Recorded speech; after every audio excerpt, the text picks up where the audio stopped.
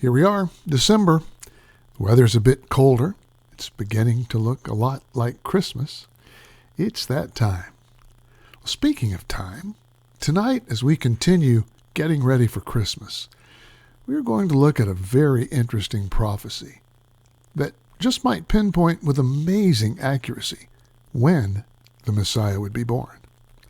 This series, Getting Ready for Christmas, is an in-depth look at various Old Testament prophecies about the coming of the Messiah. So far, we've explored what the prophets said about the ancestry of the Messiah. We've explored what the prophets said about the place of the Messiah's birth. And this week, we look at the time of the Messiah. The evidence is providing us with a powerful case that Jesus, and only Jesus, is, in fact, the Messiah. And you guessed it. Not only was Jesus born in the right family, to a virgin mother, in that inconsequential village of Bethlehem, all in fulfillment of Old Testament prophecy, he was also born at the right time, according to a precise timetable found in the book of Daniel and predicted about 450 years before it happened. This is really incredible.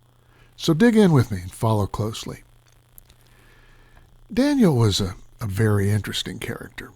God spoke through him on many, many occasions to many important people, giving him insight, miraculous insight, into things that were going to happen in the future. At the time of chapter 9, which is what we're looking at tonight, God's people were in captivity in Babylon. But Daniel believed that the time of their release was near. Jeremiah had prophesied that the Babylonian captivity would last for 70 years. Daniel was familiar with Jeremiah's prophecy, and so he did the math and realized that that time was coming. But Daniel was concerned that the people were not spiritually ready. So he dedicated himself to prayer and fasting and confession and repentance, all so important, yet so neglected by God's people then and now. It's in the middle of this anguish and intercession that God speaks to Daniel through the angel Gabriel, because Gabriel, after all, gets all the best heavenly jobs, doesn't he? Let's read from Daniel chapter 9, starting with verse 24. These are the words of Gabriel, the angel through whom God is speaking. 70 weeks are determined for your people and for your holy city, to finish the transgression, to make an end of sins, to make reconciliation for iniquity, to bring in everlasting righteousness, to seal up vision and prophecy, and to anoint the most holy. Know therefore and understand that from the going forth of the command to restore and build Jerusalem until Messiah the Prince, there shall be 7 weeks and 62 weeks. The street shall be built again, and the wall, even in troublesome times. And after the 62 weeks, Messiah shall be cut off. Like so many of the other Old Testament prophecies we've studied, these words do address Daniel's immediate concern that God's people are still living in disobedience. But, like so many of the other Old Testament prophecies we've studied, it is more than that. It's a promise from God that the deliverer is coming. The rescuer will rescue. And Gabriel even gives Daniel a timeline. He says 70 weeks. Bible scholars understand that to mean 70 weeks of years. Now here's why. First, the Hebrew term translated here as weeks literally means sevens. So this phrase is literally translated 70 sevens. It's the same Hebrew word used in verses 25 and 26. Further, Daniel is contemplating the 70 years of captivity when Gabriel shows up.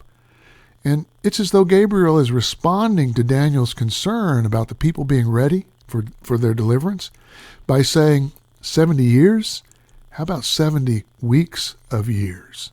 In other words, a week of years would be 7 years. So 70 weeks of years would be 490 years. 7 times 70. This is where things get interesting. Remember in verse 25, we see, from the going forth of the command to restore and build Jerusalem. That refers to an order from Artaxerxes, a later king, to Ezra to rebuild Jerusalem. That order was given in 457 BC.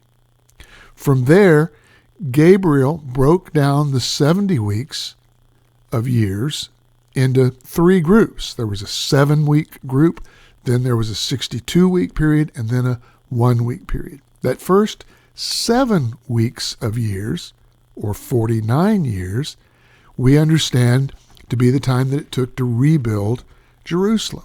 And then you have 62 weeks of years. Do the math, that's 434 years until the Messiah.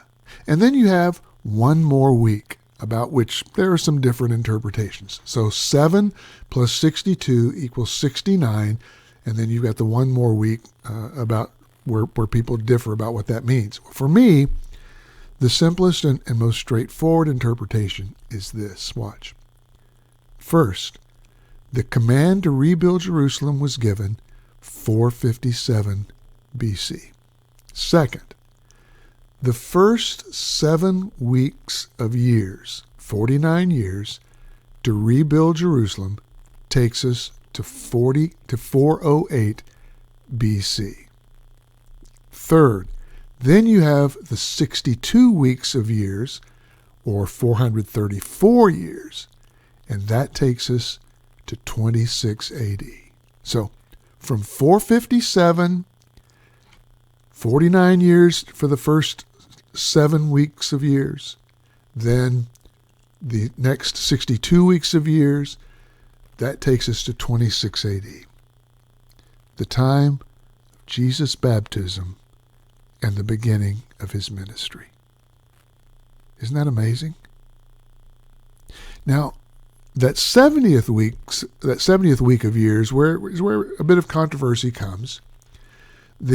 Some people teach that the 70th week is still in the future, that we're kind of in a gap period right now. But many of us believe that 70th week continued immediately back then. Daniel indicates that last week of years is divided in half, and after the first half, about 3.5 years later, he says in Daniel 9, the Messiah is cut off. And many of us believe that that's a reference to his crucifixion. One thing I think all of us can agree on, though. Jesus was born in the right place at the right time.